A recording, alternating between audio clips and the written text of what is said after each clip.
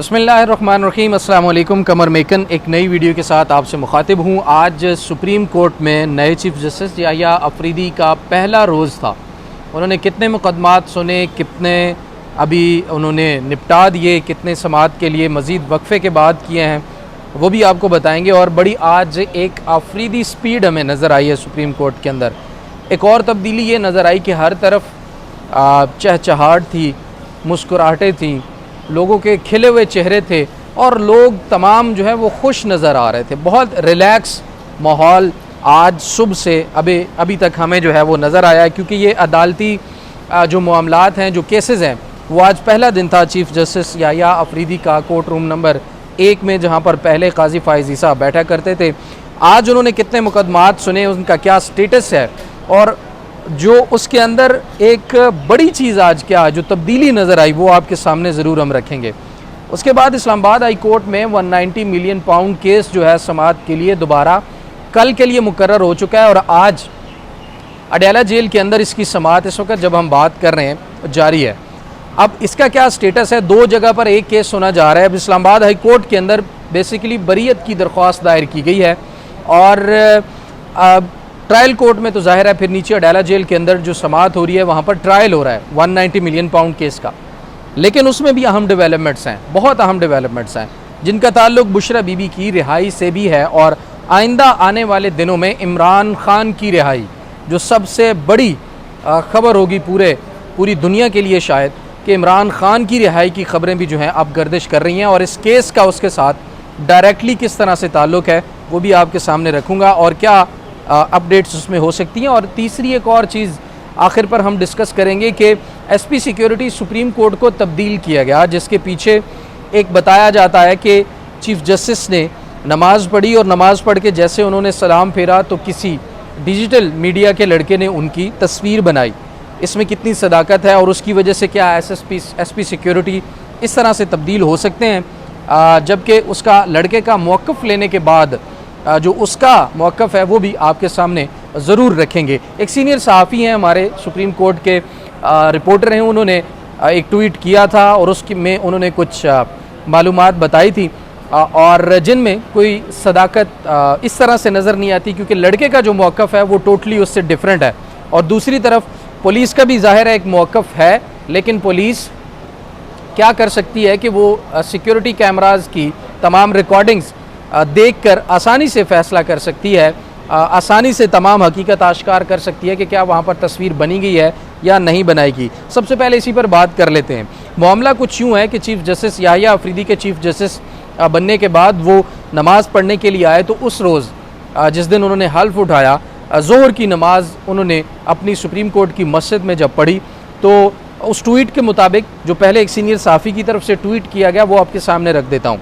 उस ट्वीट के मुताबिक उसमें लिखा गया कि डिजिटल मीडिया के लड़के ने चीफ़ जस्टिस याहिया अफरीदी ने जैसे ही सलाम फेरा तो उसकी तस्वीर बनाई। उसकी तस्वीर बनाने की वजह से एसएसपी सिक्योरिटी को तलब किया गया, एसपी सिक्योरिटी को तलब किया गया।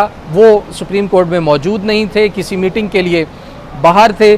तो उसके बाद नए एसपी को जो है वहाँ पर तैनात करने के अहकाम जारी किए गए, और एसपी का तबादला करने के अहकाम जो हैं वो भी दे दिए गए। अब ये ख़बर किस हद तक दुरुस्त है? जब हमने इनको चेक किया, उस लड़के को ढूंढा, उससे मौक़िफ़ लिया, उसने बताया कि मैं वहाँ नमाज़ पढ़ने गया था, और सबसे पहले मैंने पुलिस वाले से बात की कि सिक्योरिटी बहुत सख्त है, मैं नमाज़ पढ़ना चाहता हूँ, यहाँ क्या हो रहा है? तो सिक्योरिटी वाले ने बताया कि चीफ़ जस्टिस जो हैं वो आने वाले हैं मस्जिद में। तो उन्होंने कहा कि क्या मैं उनके साथ तस्वीर बना सकता हूँ? जिसके बाद सिक्योरिटी एहलकार ने उस लड़के को बताया, उस लड़के के मौक़िफ़ के मुताबिक, कि मुझे सिक्योरिटी एहलकार ने कहा कि बेहतर है तस्वीर ना बनाओ, लेकिन अगर बनानी भी हो तो एहतियात से बनाना ताकि कोई मसला ना हो। उस लड़के ने कहा कि फिर उसके बाद मैं नमाज़ पढ़ने लग गया, क्योंकि चीफ़ जस्टिस के आने में भी कुछ वक्त था। जैसे ही नमाज के 4 फ़राइज़ से मैं जो है वो फ्री हुआ, तो उसके बाद चीफ़ जस्टिस वहाँ पर आए, मेरी उनसे हेलो हाय हुई, यानी कि सलाम किया चीफ़ जस्टिस को जाकर। उस लड़के ने ख़ुद वो मिला, उसने सलाम किया, सलाम करने के बाद उसने तस्वीर बनाने की ख्वाहिश का इज़हार किया। लेकिन आपको मालूम होगा कि चीफ़ जस्टिस याहिया अफरीदी तस्वीर बनाने से गुरेज़ करते हैं, तो फ़ौरन ही वो लड़का भाग गया कि तस्वीर का जो मैंने सवाल किया है वो शायद ठीक नहीं है, मुझे नहीं करना चाहिए था। और चीफ़ जस्टिस याहिया अफरीदी ने भी अभी तक हार्म नहीं की थी और जाहिर है वो तस्वीरें बनाने से गुरेज भी करते हैं। तो उसके बाद लड़के ने कहा कि ठीक है कोई बात नहीं सर, नो प्रॉब्लम, आपसे मिलकर बहुत खुशी हुई। जिसके बाद दोनों ने एक दूसरे के साथ हाथ मिलाया और बड़े रिलैक्सिंग मूड में वहाँ से जाने लगे। तो चीफ जस्टिस ने पूछा कि आप हैं कौन? तो फिर उस लड़के ने बताया कि जी मैं सहाफ़ी हूँ। उसके बाद दोनों वहाँ से चले गए। उसके बाद फिर हमारे सामने ये ट्वीट आई। ट्वीट के बाद पता चला कि एसपी जो हैं वो अब तब्दील हो चुके हैं। तो असल में हकीकत क्या है, लड़के का मौक़िफ़ भी आपके सामने हमने रख दिया है और पुलिस अब वो सीसीटीवी फुटेज निकाल कर बआसानी उस मामले को देख सकती है, जो कि इतनी कोई बहुत बड़ी बात भी नहीं है। लेकिन उन सहाफ़ी की ट्वीट के बाद ज़ाहिर है एक बहुत बड़ी बात अब ये बन गई है कि शायद एक लड़के ने चीफ़ जस्टिस की बग़ैर मर्ज़ी से उनकी तस्वीर बनाई और चीफ़ जस्टिस शायद इतने ज़ालिम हैं कि उन्होंने एसपी को तब्दील कर दिया और एसपी के ऊपर भी शायद ज़्यादती होगी कि एक तस्वीर बनने की वजह से उनको तब्दील कर दिया गया। तो ये ज़ाहिर है कि ये बहुत सारी गलतफहमियाँ इस मामले से जन्म ले रही थी। तो इस मामले की जो तहकीकात, जो फैक्ट्स मेरे पास थे, वो मैंने कहा कि आपके सामने ज़रूर रख दूँ और ये असल हकीकत इसकी क्या है। अब असल हकीकत जानने के लिए सुप्रीम कोर्ट में हर तरफ कैमरे मौजूद हैं। पुलिस को चाहिए कि वो सीसीटीवी फुटेज निकाल ले। अगर उस सीसीटीवी फुटेज में उस लड़के ने तस्वीर बनाई है तो जाहिर है फिर एसपी सिक्योरिटी की तब्दीली दुरुस्त है, और अगर नहीं बनाई तो फिर इस ट्वीट का मकसद जो है वो क्या हो सकता है कि सिर्फ एक तस्वीर की वजह से एसपी सिक्योरिटी को तब्दील कर दिया गया। इसका नुकसान सहाफ़ियों को होगा, उन सहाफ़ियों को जो सुप्रीम कोर्ट को कवर करते हैं। प्रेस एसोसिएशन जो सुप्रीम कोर्ट की है उनको नुकसान होगा, सहाफ़ियों की एक्सेस लिमिटेड हो सकती है, पाबंदियाँ हो सकती हैं और बहुत सारी वजूहात इसकी मज़ीद आने वाले दिनों में हो सकती हैं, जो कि अगर ये बात दुरुस्त नहीं है तो फिर वो पाबंदियों की तरफ जो है मुनासिब बात नहीं है। अब इस ट्वीट का मकसद क्या हो सकता है? ट्वीट का मकसद मुझे लगता है कि कुछ मखसूस लोग हो सकते हैं जो सुप्रीम कोर्ट में तो रोज़ाना की बेसिस पर आते हैं, कवर करते हैं, वीलॉग्स भी करते हैं, लेकिन वो प्रेस एसोसिएशन का हिस्सा या मेंबर अगर नहीं है तो फिर उनके लिए, उनको टारगेट करने के लिए ये एक ट्वीट जो है वो ज़रूर हो सकता है।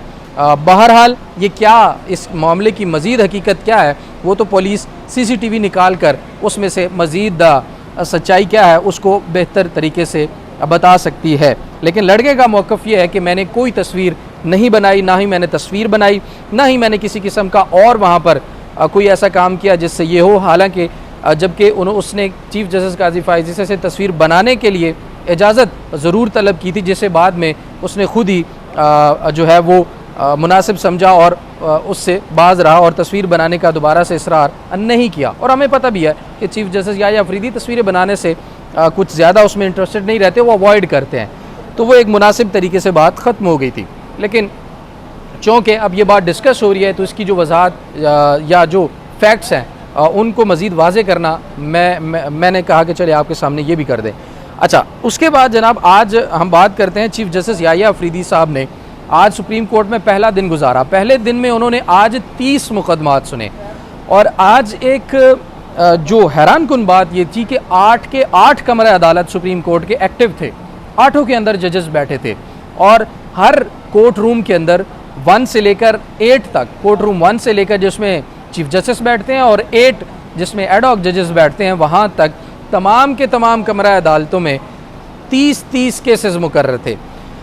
जबकि कोर्ट रूम 1 में मैं बैठा था, याहिया अफरीदी साहब बड़े रिलैक्स, कॉन्फिडेंट और बहुत ही बेहतरीन तरीके से उन्होंने तमाम केसेस को कंडक्ट किया। कोई भी किसी भी वकील के चेहरे के ऊपर नाराज़गी नहीं थी, गुस्सा नहीं था, शिकवा नहीं था, गिला नहीं था और खुशी रज़ाई के साथ लोग जब बाहर निकले मुस्करा रहे थे, चेहरा चहा रहे थे और बड़े रिलैक्स मूड में थे। इवन एक केस के दौरान 30 केस आज याहिया अफरीदी साहब ने सुने, 30 के 30 ही सुन डाले और उसके बाद 25 केस ऐसे थे जो उन्होंने समाअत जिन पर मुकम्मल कर ली, 24 और 6 केसेस ऐसे थे जिन पर समाअत मुकम्मल ना हो सकी क्योंकि किसी केस में साइलिन नहीं पहुंच पाए थे। सुबह अर्ली था और कुछ को मालूम भी नहीं था कि उनका केस आज लग गया क्योंकि बड़ा जल्दी ये कॉज लिस्ट भी आई थी और उसके बाद फिर 30 केसेस लगे हुए थे। तो 30 के 30 मौजूद भी नहीं थे, कुछ के वकील नहीं थे और कुछ का रिकॉर्ड मुकम्मल नहीं था, तो उनको वेटिंग लिस्ट में डाल दिया गया और कहा गया कि इनको दोबारा सुनेंगे आज ही के दिन। तो बहरहाल 30 केसेस उन्होंने सुने रिलैक्स होकर। मैं एक और चीज़ बताने लगा था कि एक वकील थे, उन्होंने बात करते हुए काफ़ी लंबी बात कर ली, तो जस्टिस याहिया अफरीदी बड़े एहतमाम से उनकी बात सुनते रहे। वो कुछ 4-5 मिनट वो बोलते रहे, उनको इंटरप्ट नहीं किया और फिर जब उनकी बात तकरीबन मुकम्मल हो चुकी थी तो याहिया अफरीदी साहब ने कहा कि आपकी 3 पॉइंट्स हैं, तो वो हमने सुन ली हैं, उसके अलावा कोई और बात तो फिर उन्होंने थैंक यू वेरी मच कहा और मुकम्मल बात सुनने के बाद उनको इत्मीनान से रुखसत किया और फिर अगला केस सुनने की तैयारी की। तो पहले जो होता था सवाल जवाब, अगर कोई दरख्वास्त वापस लेना चाहता था तो उससे वजूहात पूछी जाती थी, उसे डांटा जाता था और बहुत सारी चीज़ें। बहरहाल आज वकील भी रिलैक्स थे, बहुत नॉर्मल और एक खुशगवार माहौल में आज तमाम सुबह से अभी तक सुप्रीम कोर्ट के मामलात जो हैं वो चलते रहे। अब आते हैं जी अडयाला जेल की तरफ। समाअत आज हो रही है वहाँ पर 190 मिलियन पाउंड केस की। 190 मिलियन पाउंड केस के अंदर आपको मालूम होगा कि तमाम जो गवाह थे उनके ऊपर इमरान खान के वकला और बुशरा बीबी के वकला ने जरा मुकम्मल कर ली थी, जबकि एक आखिरी वकील असिस्टेंट डायरेक्टर जो कि तफ्तीशी अफसर भी हैं नैब के, उनके ऊपर जरा जो है वो मुकम्मल होनी है, वो अभी तक नहीं हो सकी। वो हो सकता है कि आज जरा मुकम्मल हो जाए, उसके बाद फिर फैसला है। लेकिन फ़ैसले को इस्लामाबाद हाई कोर्ट ने फ़ैसला सुनाने से रोक रखा है। वो इस तरह से कि इस्लामाबाद हाई कोर्ट के अंदर 190 मिलियन पाउंड केस में बरीयत की दरख्वास्त जो है वो इमरान खान और बुशरा बीबी की तरफ से दायर की गई है। उस बरीयत की दरख्वास्त पर 3 अक्टूबर के बाद अभी तक समाअत नहीं हो सकी। 2-3 दफ़ा केस जो है वो डी लिस्ट हो गया, लेकिन आज जो कॉज लिस्ट नहीं जारी की गई उसके मुताबिक कल समाअत के लिए केस जो है वो मुकर्रर कर दिया गया है। 190 मिलियन पाउंड का case high court, Islamabad high court के अंदर भी मुकर्रर हो चुका है। अडयाला जेल के अंदर ट्रायल तो वैसे चल ही रहा है। अब बुशरा बीबी बाहर आ चुकी हैं, वो रिहा हो चुकी हैं और हम तक जो कन्फर्म मालूमात पहुँची हैं अडयाला जेल से, जो ज़राए से, और ये मुसद्दिका कन्फर्म मालूमात है कि कुछ डील की बातें भी हो रही हैं। पिछली वीडियो में मैंने आपको ये बताया था कि कुछ डील की बातें जो हो रही हैं वो भी आपके सामने रखेंगे कि उसमें कितनी सदाकत है और कितनी उसके अंदर प्रोपेगेंडा जो है इस वक्त वो किया जा रहा है। पहली बात तो ये है कि डील की बातों पर मैं तो किसी सूरत भी जो है वो यकीन नहीं कर सकता, इसलिए कि ये केसेस बनते ही नहीं थे, बोगस झूठे केसेस थे और उन केसेस में अभी तक अंदर रखना ही बड़ी बात थी।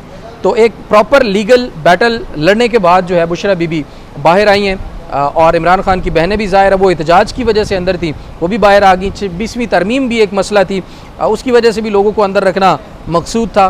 खैर उनकी भी जो है रिहाई होगी, लेकिन अब इमरान खान की रिहाई की जो बातें हो रही हैं वो एक बात से तो तय है कि एक बात तो ज़रूर ऑब्ज़र्व की जा रही है इस वक्त।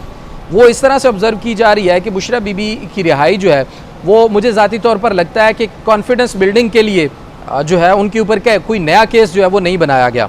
और इमरान खान भी ये चाहते थे कि अडयाला जेल के अंदर भी मैं जब समातों के लिए वहाँ जाता रहा हूँ बहुत दफ़ा, तो इमरान खान को जब भी हम तकलीफ़ में देखते थे तो वो सिर्फ़ और सिर्फ अपनी अहलिया की वजह से तकलीफ़ में नज़र आते थे।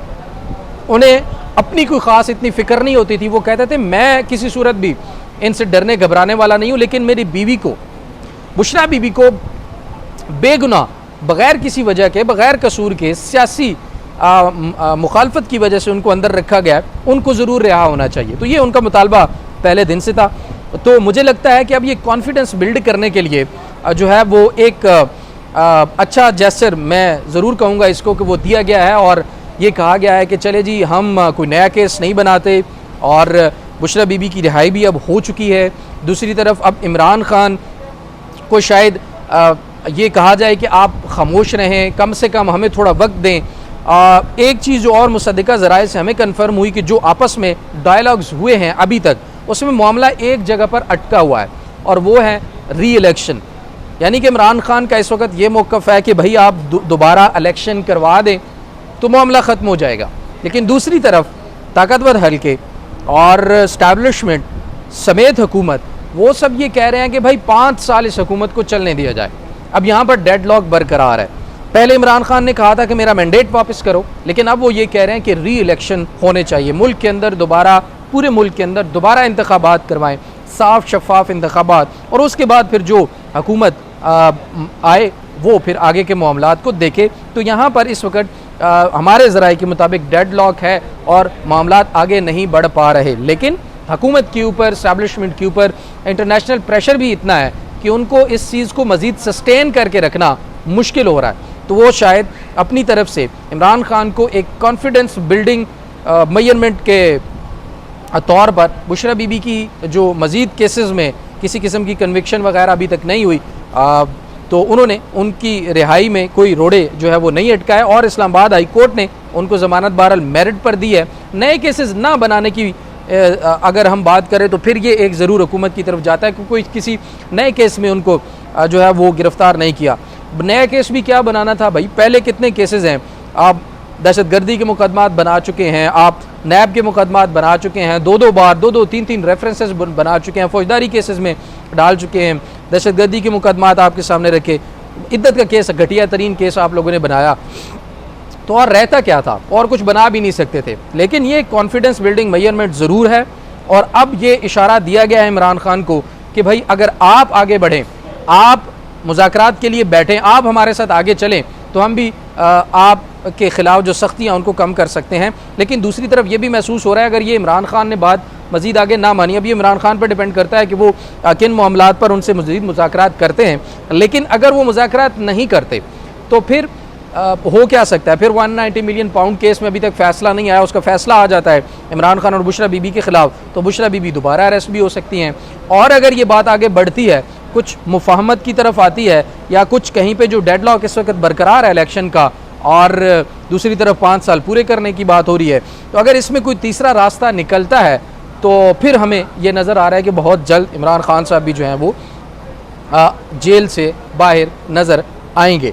और जेल से बाहर आने के बाद क्या मनाजिर होंगे ये कबल अज़ वक्त है, लेकिन इमरान खान को रीड करने के बाद उनके साथ जितनी भी अभी तक मुलाकातें अडयाला जेल में हो चुकी हैं, उन सारी की मुलाकातों के बाद मुझे किसी सूरत नहीं लगता कि वो री इलेक्शन से कम में मानेंगे, वो इस हुकूमत को कोई ढील देंगे, कोई डील करेंगे, मुझे नहीं लगता। और अगर वो बाहर आ जाते हैं अपने केसेस लड़कर, और मज़ीद केसेस उनके ख़िलाफ़ नहीं बनाए जा सकते, अदालतें रोक देती हैं नए केसेस बनाने से, तो फिर इमरान खान जब बाहर आएंगे तो वो फिर हमें सड़कों पर ही नज़र आएंगे, क्योंकि इस हुकूमत को टफ़ टाइम जो है वो ज़रूर देंगे, और वो आराम से इस सूरत बैठने वाले अब बिल्कुल नहीं है। ये उनकी हिस्ट्री और उनका जो ट्रैक रिकॉर्ड है वो हमारे सामने है।